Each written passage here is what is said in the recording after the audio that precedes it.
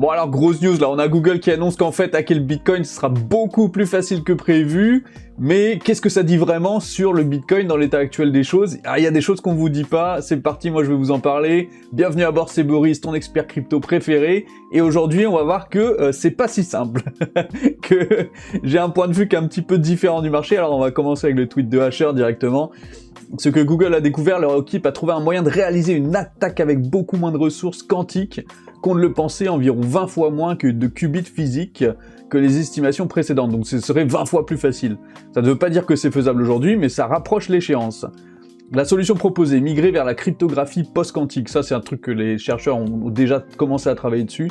C'est-à-dire de nouveaux algorithmes de chiffrement, etc., etc. Donc là, vraiment, bon, ils parlent des solutions, tout ça. C'est pas ce qui m'intéresse dans la vidéo, tout le monde en parle. Moi, j'ai envie d'avoir une approche un petit peu différente, un petit peu orientée cours du Bitcoin. Actuellement, aujourd'hui, qu'est-ce que ça veut dire qu'ils aient posté cette annonce aujourd'hui? On va voir un petit peu, on va avoir des petites théories avec ça. La sécurité protégeant votre Bitcoin et vos banques pourrait être cassé par un ordinateur quantique d'ici 2030. Bon, alors là, évidemment, on commence à sortir des grosses news qui nous disent « Ah, Bitcoin, c'est la fin du monde, Bitcoin va se faire hacker ». Non, c'est pas que Bitcoin, c'est aussi les banques, c'est aussi en fait tous les systèmes de mots de passe, votre mot de passe de Facebook, votre mot de passe de je sais pas quoi, sur toutes les plateformes.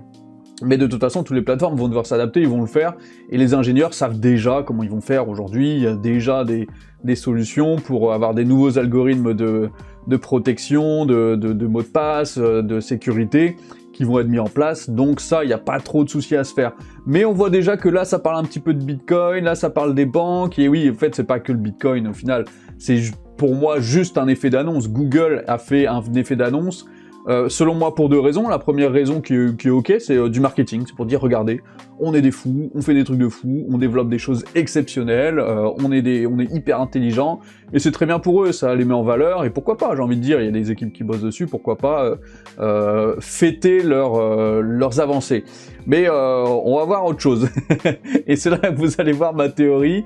Morgan Stanley, entré dans les ETF crypto, il ne rigole pas. Ah, Morgan Stanley qui rentre dans les ETF crypto. Un gestionnaire d'actifs de 6 à 7 milliards de dollars lance des ETF, Bitcoin, Ethereum, Solana, sous sa propre marque, quelque chose qu'il fait rarement. Ça compte parce que ce n'est pas juste un autre émetteur qui court après le buzz.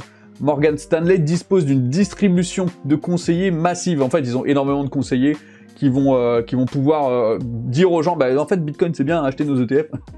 Donc comme ça ils vont se faire du pognon et en même temps bah ça va péter. Donc là on a un indice, ok, des ETF, visiblement il y a encore des gens qui sont sur le marché pour lancer des ETF. Ici on a quoi? Michael Saylor fait quelque chose que nul humain n'a jamais fait auparavant. Acheter 45 000 BTC en 30 jours pendant que tout le monde paniquait. Créer un instrument financier ouvrant 11,5% de rentabilité par an annuelle. 6 000 milliards de dollars dorment dans les marchés monétaires avec un rendement de 3 à 4%, son produit paye le triple, etc., etc. Donc on voit que Michael Saylor est en train de racheter, d'ailleurs il rachète plus de BTC que ce qui est produit en une journée. Du coup les BTC à disposition dans les plateformes d'échange vont être de moins en moins fortes. Autre chose, les détenteurs à long terme de Bitcoin vendent maintenant à perte, entrant dans une phase de capitulation, et c'est là que ça commence à être intéressant. C'est là que je vais vous sortir ma théorie, la théorie que j'ai laissé 5 minutes avant d'en parler. Phase de capitulation, on est dans un moment où les baleines, les détenteurs, enfin peut-être pas les baleines, mais en tout cas tous les détenteurs long terme commencent à être plus trop à profit. Et ça, dans Bitcoin, systématiquement, ça veut dire que le prix, il est potentiellement dans un endroit très bas. Est-ce que ça veut dire que ça peut pas descendre? Non, pas du tout. Moi, le Bitcoin à 50 000 $, ça ne m'étonnerait pas. En dessous, aux alentours de 30 000, c'est chaud quand même. Bon, après, pourquoi pas, j'exclus pas le truc, mais les probabilités sont assez faibles.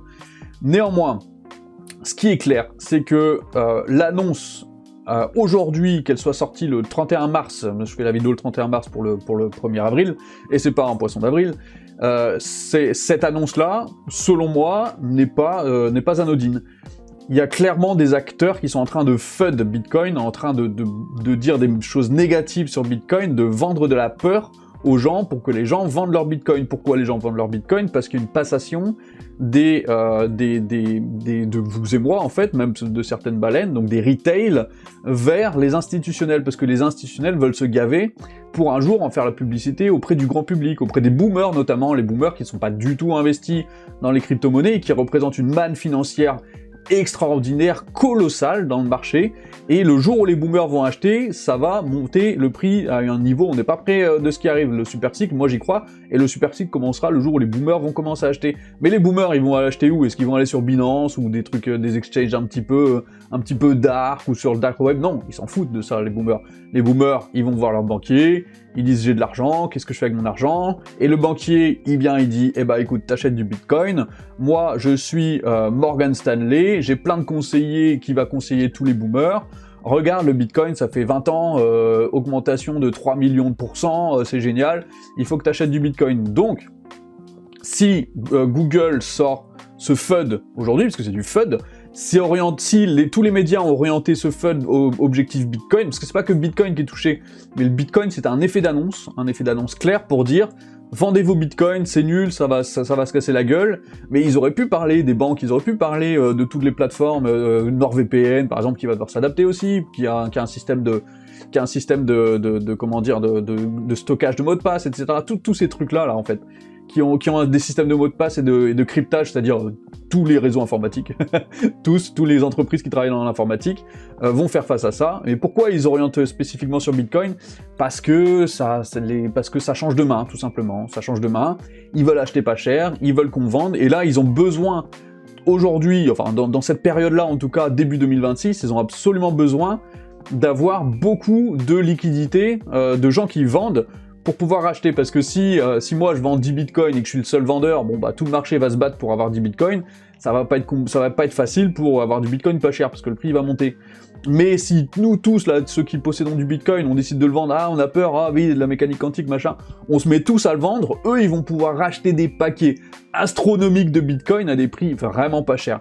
C'est l'objectif, c'est de la manipulation des médias, encore une fois, j'en parle tout le temps, je continuerai à en parler, donc tombez pas dans le panneau, cette annonce c'est pas du tout un truc, ça y est, Bitcoin il va exploser, non, c'est intéressant aussi d'en parler de l'informatique quantique et de l'impact sur la cryptographie, c'est extrêmement intéressant, mais c'est clairement un effet d'annonce pour objectif se faire fumer, tout simplement, se faire voler nos cryptos. Donc je le dis, je le rappelle, mon avis est que on est dans une phase d'achat qui est colossale, il faut acheter avec les baleines, avec les institutions, c'est ce qu'ils sont en train de faire, donc vendre maintenant alors que les institutions sont en train d'acheter, c'est une erreur, voilà, c'est une erreur, parce que ici, on a bien vu, Morgan Stanley va devoir trouver des bitcoins pour ses ETF, on a vu que Michael Saylor rachète plus de bitcoins qui ne sont produits, on a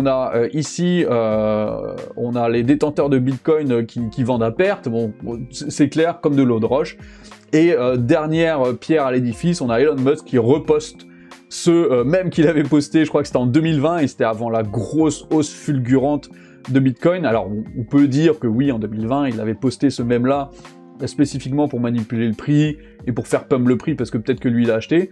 Mais n'empêche que Elon Musk, je pense que dans les gens qui manipulent, parce qu'il est comme tout le monde, il manipule, c'est peut-être celui qui le fait de la manière la plus éthique possible. À mettre avec des grosses guillemets, attention, je suis pas en train de dire que c'est un enfant de cœur. Mais en tout cas, ce qui est sûr, c'est que Elon Musk n'a jamais shield le Doge quand il était à 70 centimes. Il n'a jamais shield le Bitcoin quand il était à 130 000, à 125 000 $.